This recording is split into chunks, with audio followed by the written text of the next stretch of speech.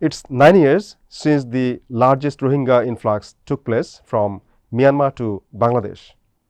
The crisis still continues. Over the last 2 years, about 2 lakh more Rohingya have fled to Bangladesh. It has complicated the situation in the Rohingya camps. What is the current status and what is the future of the Rohingya? We'll discuss all these issues with Mr.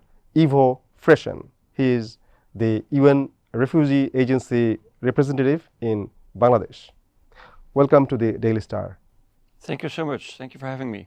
Ivo, please tell us what are the changes that have taken place in the Rohingya camps over the last 9 years? I think the main change is that it has obviously become a more protracted crisis now. The large influx indeed happened 9 years ago. That is already a long period. Of course, other groups of Rohingya came way before. So it's a decade-long crisis. So that is a main feature.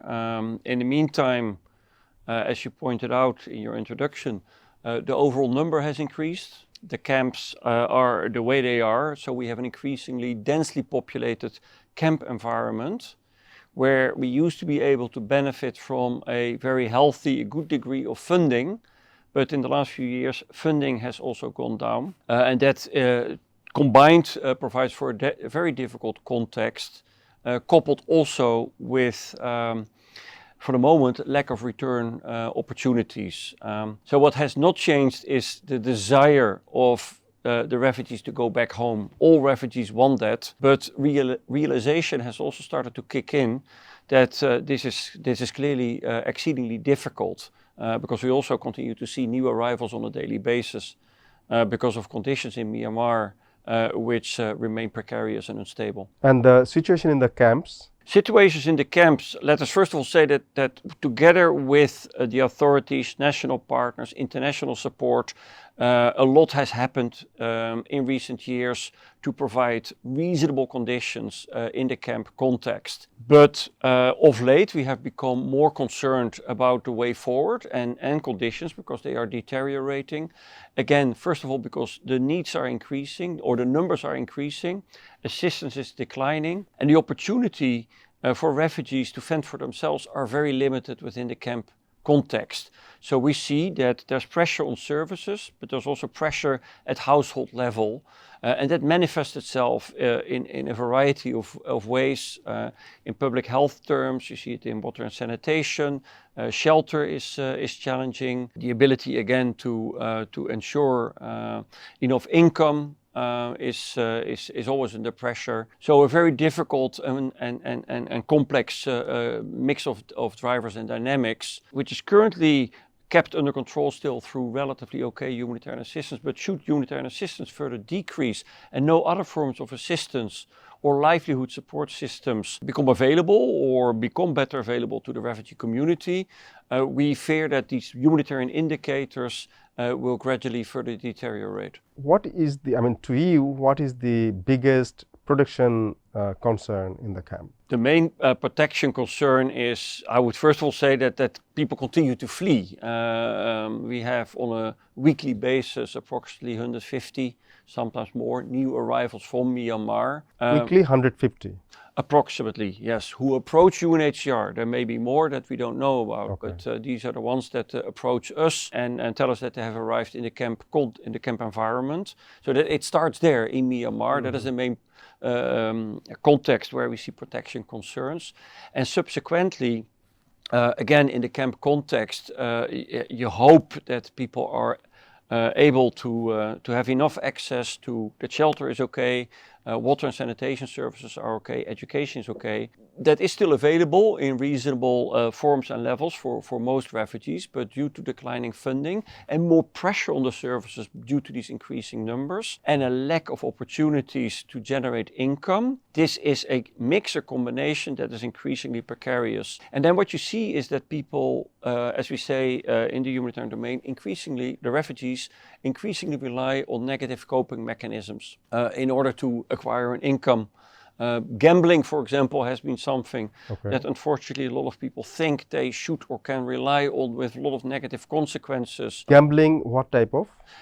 We don't know all the specifics, but there are online gambling rings and opportunities being provided to the refugee community, where people have to pay money, hoping that they will make money. Of course, they don't make money, they lose their money. Sometimes they even sell their meager assets in order to be able to gamble. They become indebted. Which is a very dangerous dynamic. And then, and we saw that again, and we see that especially, actually not during the monsoon season, but before and after the monsoon season.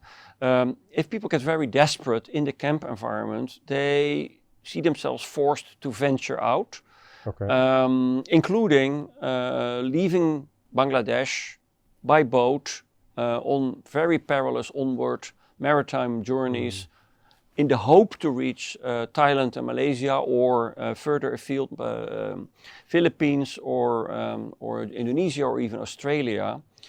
And that in itself is extremely risky. Approximately 10% of the people who embark on these journeys, they perish. And those who make it to, for example, Thailand and Malaysia, often fall in the hands or are manipulated and in the hands from the beginning of criminal gangs who use their desperation for exploitative purposes. And again, they enter into all kinds of complicated situations in Malaysia and in Thailand, where they're being forced to work in order to repay the smugglers, and so on and so forth. You mentioned repeatedly the decline of funding. We have seen that this year for the Joint Response Plan, the budget is $710 million, which is 26% less than that of the previous year's budget. Yeah. So why have you, reduced it to this amount? That's a very relevant, a very good question. This is primarily done because there is a global shortage of humanitarian financing. So the international community, the donor community, member states have asked us here and elsewhere to give them a trimmed down, a scaled down, hyper prioritized plan, which we have done. Because indeed in previous years the appeal document amounted to approximately 1 billion, in the hope that at least this document of 710 million is going to be fully funded. But we now see that we are standing at 66% funding. So we're actually now preparing our messaging to the donor community aimed at the remainder of this year, and our message is that we really expect and hope and appeal to the international community to fund the remainder of this document, which is already lower, has a lower price tag than what we would normally share with the donor community. So this is the current state of play, but we're very worried about underfunding and the fact that we are being asked to fund primarily the most intense priority needs. We understand that to one degree, but we also tell donors and others who are interested and concerned that we should continue to spend money on what you could call preventative action. Education is a case in point. If we are no longer having the financing for education, it has an immediate knock-on effect. And you see it in the camps. Way too many children are out of school. They're roaming around. They're being asked by their parents to help with labor or through begging. Different forms of abuse are more likely. But perhaps most importantly, for as long as children and young Rohingya can benefit from education, we invest in hope and in their hope and in their future and in future return.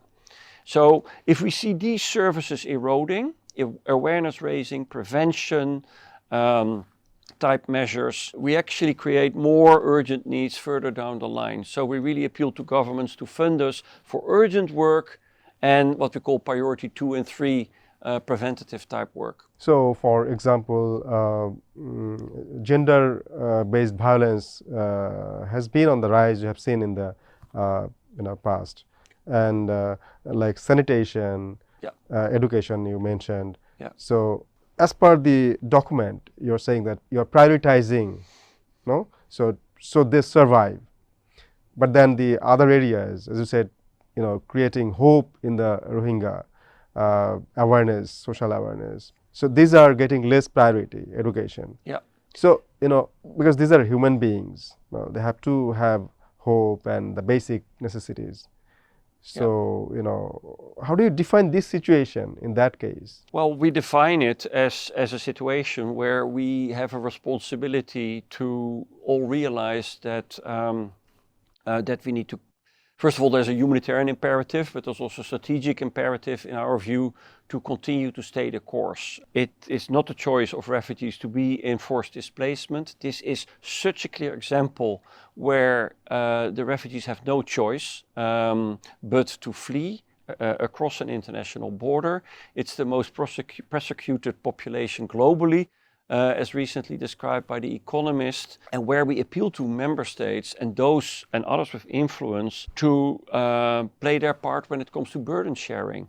And with burden sharing, we mean two things. First of all, standing with Bangladesh and a number of other countries that host large numbers of refugees. We cannot talk about solutions in the region and appeal to Bangladesh to continue to be a generous host if we are not helping Bangladesh adequately and generously in the shouldering of this task. So this is one element. And the other element is that we appeal to member states and political actors to re-engage on the situation in Myanmar. Should the international community not find the right way of creating at least the beginning of better and more conducive conditions in Myanmar, you will continue to have an exceedingly large population in displacement that needs to be supported. And that is costly. We also hope, if I can add that element, and that is not always an easy topic, it's a sensitive topic, that with our Bangladeshi counterparts, we can see what can be done to make the refugees less dependent of humanitarian assistance through income opportunities. This is sensitive and it needs to be done in a context-sensitive manner. The host community should not feel any negative consequences.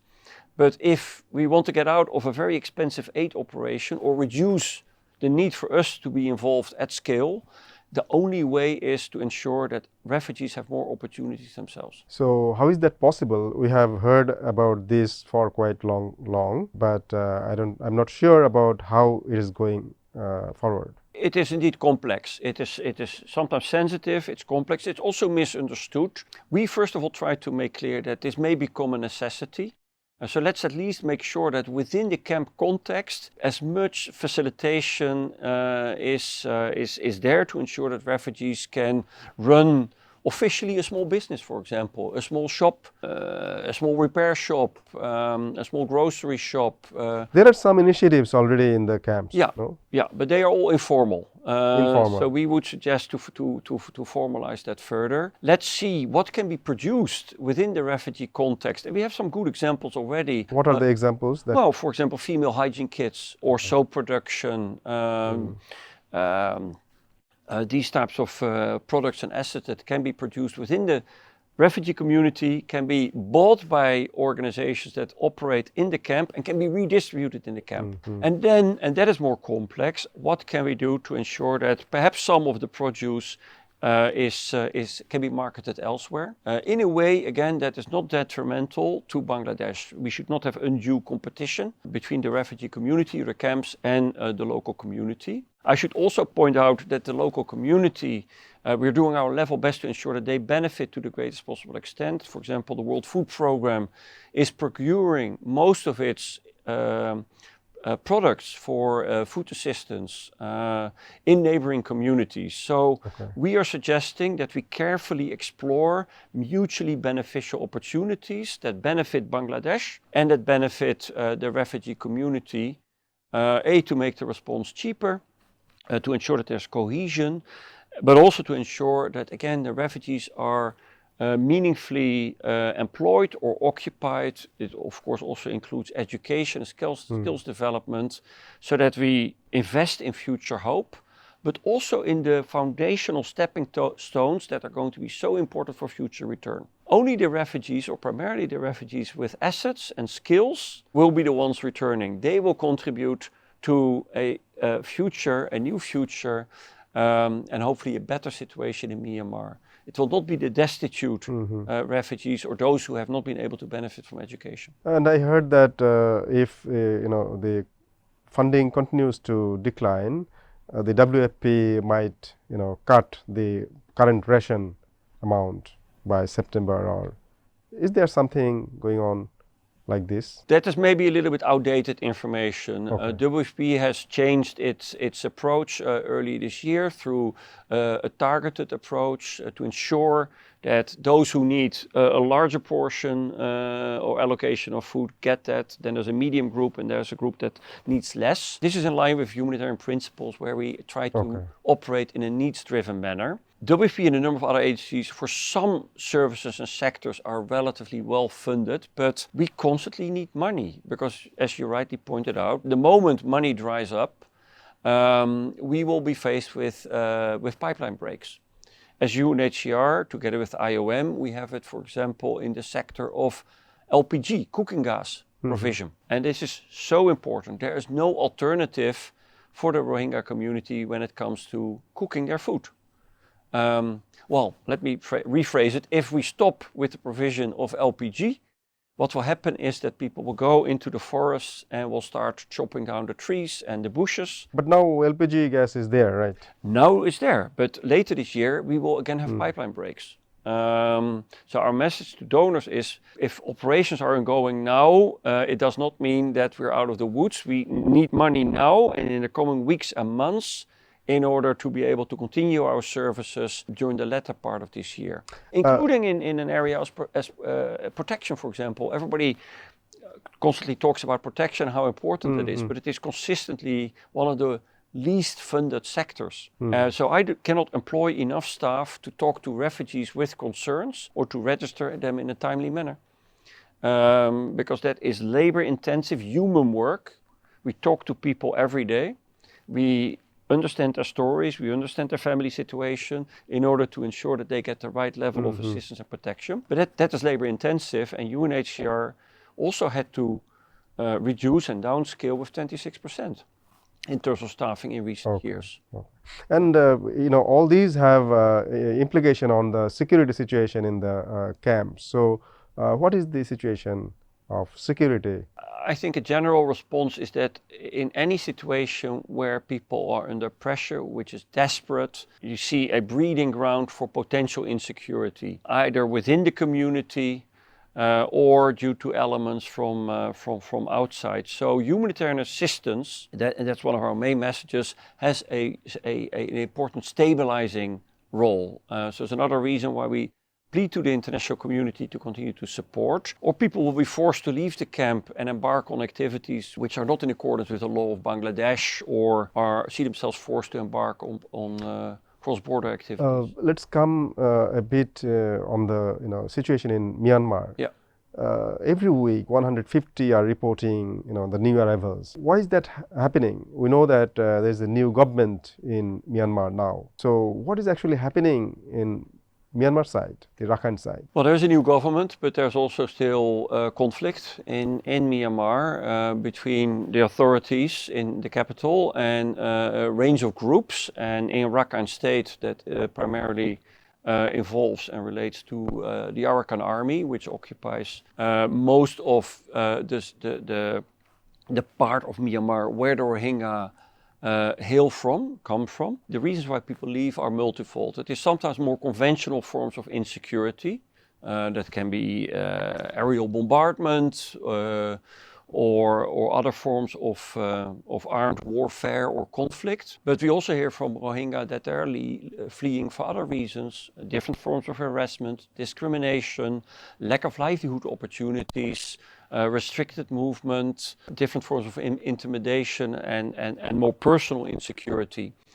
So these are the kind of stories that does the UNHCR have its operations in Rakhine or not? Very, very difficult. No, we cannot operate the way we need. And you're not allowed there? Well, there are not allowed, and access constraints or bureaucratic constraints in security. It's very difficult for the international community to operate as desired. So we do not have So difficult meaning you have no engagement with Myanmar government? That is not the case. We are of course represented, and we have an office in the capital. We have colleagues in other field locations. Yeah, so we are there, but not on the ground in the areas where people are fleeing from. So there is no humanitarian assistance being provided in those areas? Perhaps through other shapes and forms, but not through humanitarian assistance in which we are involved or aware of. And you specifically mentioned that 900 Rohingya last year took the risky, sea journeys. And oftentimes we also hear that the countries like Malaysia, Indonesia, Thailand, they are not they are not welcoming the Rohingya boats and sheltering. Yeah. So, the onus is again and again being on Bangladesh. Yeah. And it's a huge, not only financial, but also political and diplomatic burden on it. So, how do you think that Bangladesh can? Because Bangladesh is already facing a huge problem because of the wars elsewhere and economic pressure. Yeah.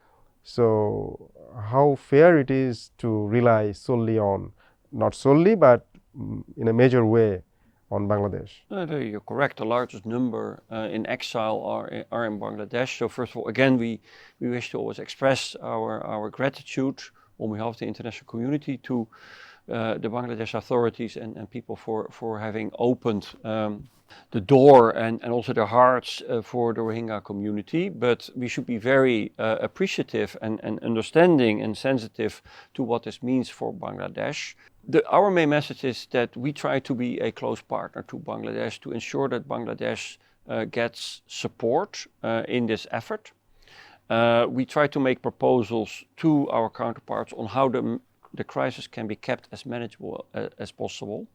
And further, we hope that politically, socio-economically, but perhaps in particular economically, the country will develop as well as possible. Because countries that have less domestic challenges are usually better prepared and more willing also, let's be very frank, to continue to host large numbers of refugees. In all countries we see around the globe, whenever there are challenges, the hosting of refugees becomes more contentious. Right. Or the refugees are increasingly the scapegoats, or finger pointing takes place in terms of the refugees being the cause of a number of socio-economic challenges. I'm not particularly referring to Bangladesh here, but that is a trend that we hope we can avoid, because the alternative for now is not really there. The alternative at scale would be return to Myanmar. But as also the authorities have mentioned, returning people to Myanmar, which is not yet ready to receive them, will be counterproductive. They will fall into displacement again internally in Myanmar, and they will spill over the border again. People will move if their return has not been successful, or when they are confronted with new forms of hardship and precarious situations. So unfortunately, that continues to be the predicament, but also emboldens us to tell the international community that we need to go to the heart of the problem, which is political, security related, and that is really up to member states to engage on. We are a humanitarian agency. We can only point out what the reasons are why people flee and what needs to be done to address those reasons so that people no longer flee and more people are inclined to go back. We have heard from Bangladeshi NGOs that the funding should be more rationalized. For example, deploying mostly the local NGOs because of the high overhead cost when it is the international agencies or UN agencies. Yeah.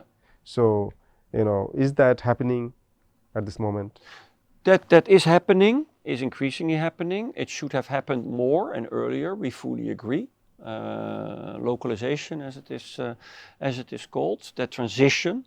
But that is now accelerating, and that is a very positive development. I should note, however, that as UNHCR, we used to work with a lot of international NGOs implementing work on our behalf. That has changed.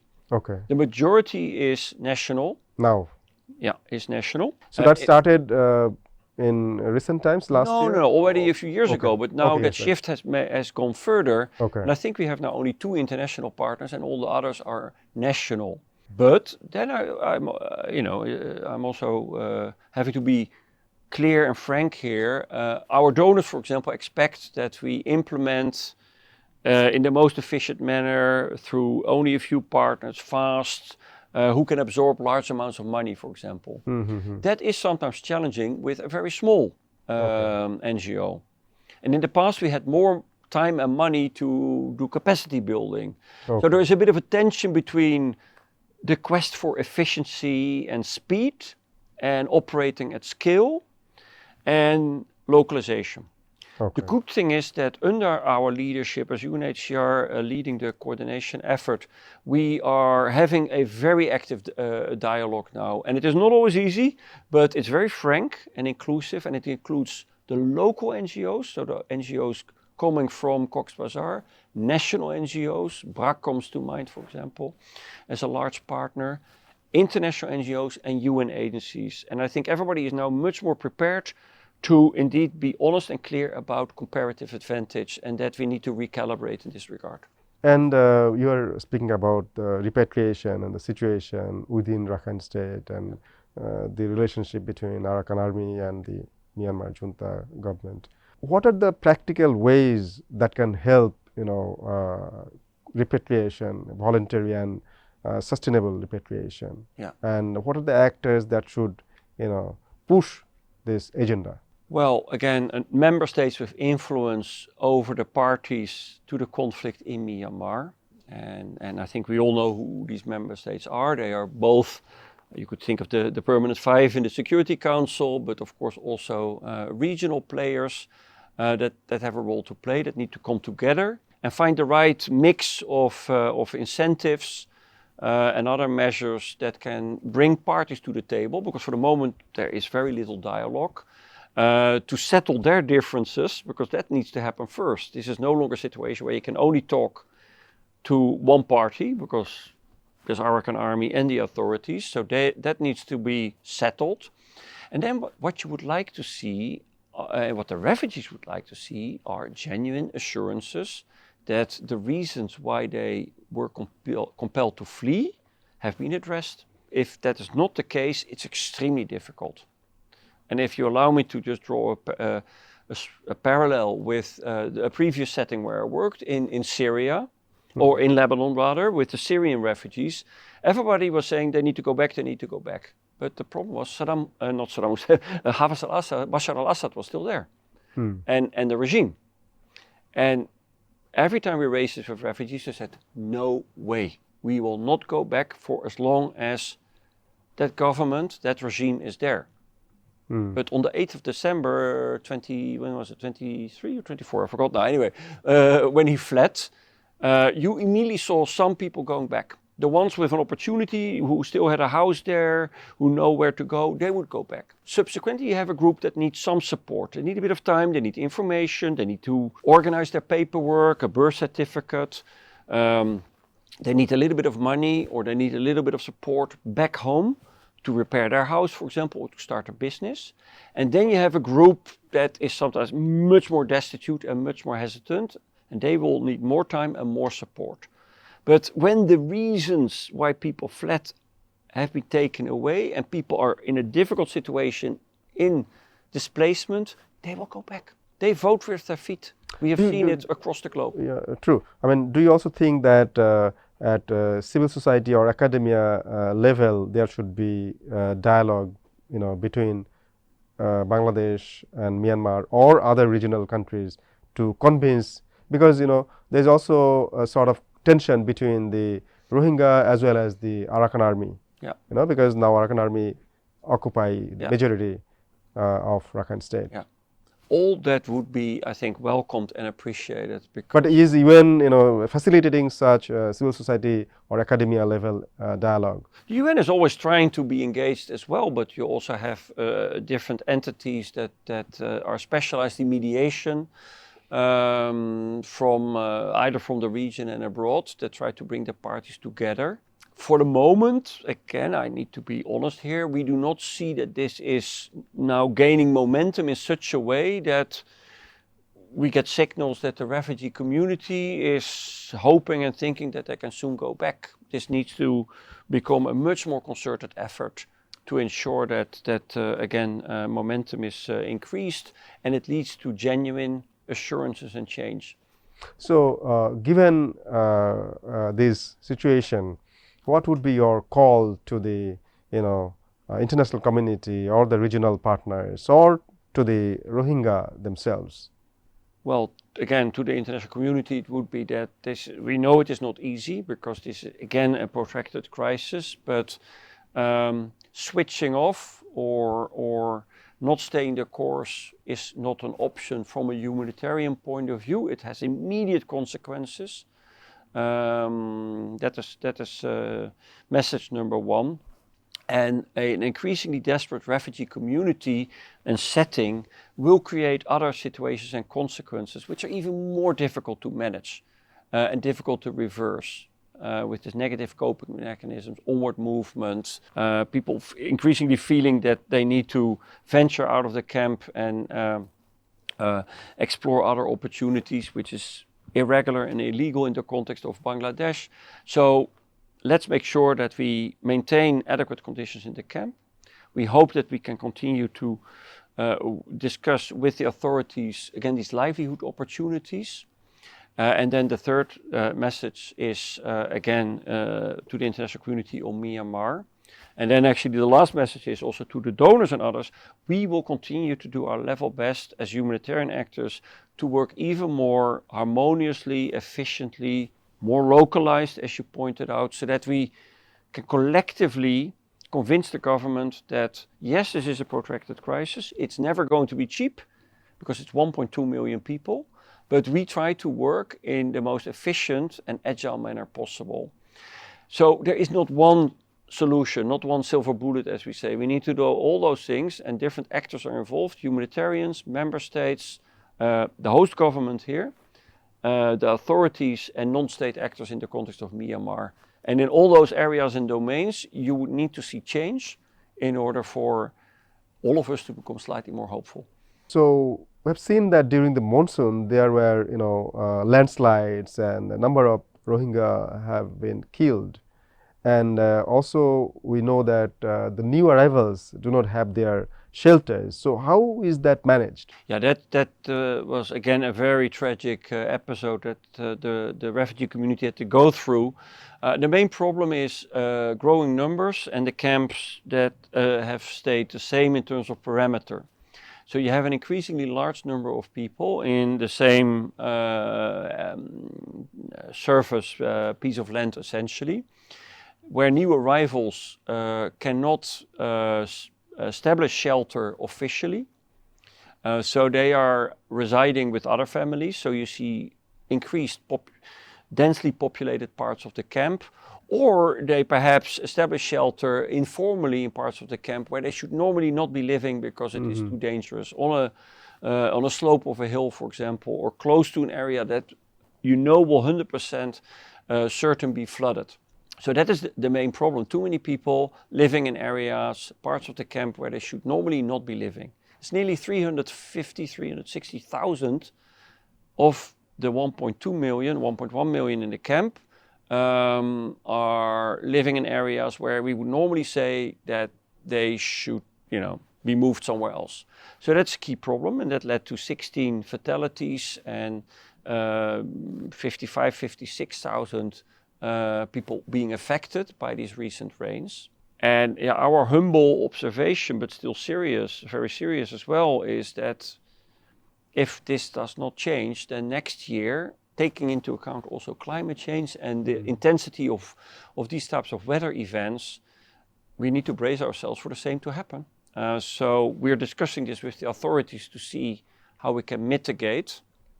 And then another message is also again to the donor community. It's very important that we continue to receive the funding for adequate shelter, strong shelter, for slope stabilization, maintenance of the drainage canals.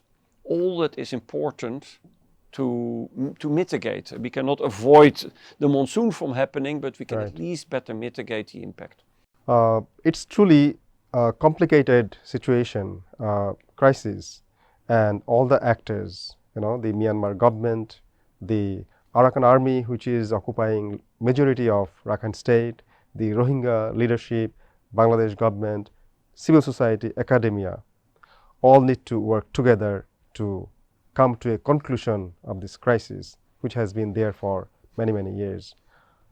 Thank you very much, Ivo. Pleasure. Thank you for having me. Thank you. Thank you.